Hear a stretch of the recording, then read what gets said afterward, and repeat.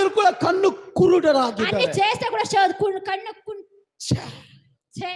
ಯೇಸು ಸ್ವಾಮಿ ಮತ್ತೇಯ ಸುವಾರ್ತೆ, ಮಾರ್ಕನ ಸುವಾರ್ತೆ, ಇವೆಲ್ಲ ಸುವಾರ್ತೆ ಅಪೊಸ್ತಲವರೆಗೂ ಓದ್ ನೋಡ್ರಿ, ಅವರು ಕಣ್ಣಿದ್ದರೂ ಕುರುಡರಾಗಿದ್ದಾರೆ. మత్తయి సువార్త, మార్కన సువార్త, అపొస్తలుల కృత్య చూడండి, వాళ్ళు ಕಿವಿ ಇದ್ದರೂ ಕಿವಿಡರಾಗಿದ್ದಾರೆ. వాళ్ళ చెవి ఉంటే కూడా చెవుడు వాడై ఉండారు. ಅವರು ನನ್ನಿಂದ ಸ್ವಸ್ಥತೆ ಹೊಂದಬಾರದೆಂದು ಅವರು ನನ್ನ ಮಾತಿಗೆ ಅವಿಧೇಯರಾಗಿದ್ದಾರೆ. మనకి స్వస్థం కాకూడదని వాళ్ళు మాటికి అవిధేయతలుగా ఉండారు. ಬೈಬಲ್ ವಾಕ್ಯ ಕಣ್ಣು ತೆರೆಯಲ್ಪಡಬೇಕು. దేవుని వాక్యం చెప్తున్న కన్ను తీర్చబెట్టాలని. ಎಲಿಷಾ ಪ್ರಾರ್ಥನೆ ಮಾಡ್ತಾನೆ, ఎలీషా ప్రార్థన చేస్తాడు. ಅಲ್ಲಿ ಕೆಲಸದವನು ಅವನ ಆಯುಧ ಹೊರುವಂತವನು ಜೊತೆಯಲ್ಲಿದ್ದಾನೆ. ఆ పని చేసే ఆయుధతల కూడా ಒಂದು జೊತೆలో ನೀವು ఉన్నాడు. ಓದಿ ನೋಡ್ಕೊಳ್ಳಿ, ಸಮಯ ಇಲ್ಲ. మీరు ఓది చూసుకోండి, సమయం లేదు. ಎಲಿಷಾ ಹೇಳ್ತಾ ಇದ್ದಾನೆ, ఎలీషా చెప్తా ఉన్నాడు, ದೇವರೇ దేవుడా ಇವನ ಕಣ್ಣು ತೆರೆಯಲ್ಪಡಲಿ, కన్ను తీర్చల్పండి, ಅಗ್ನಿಮಯವಾದ ರಥಗಳನ್ನು ಕಾಣಲಿ.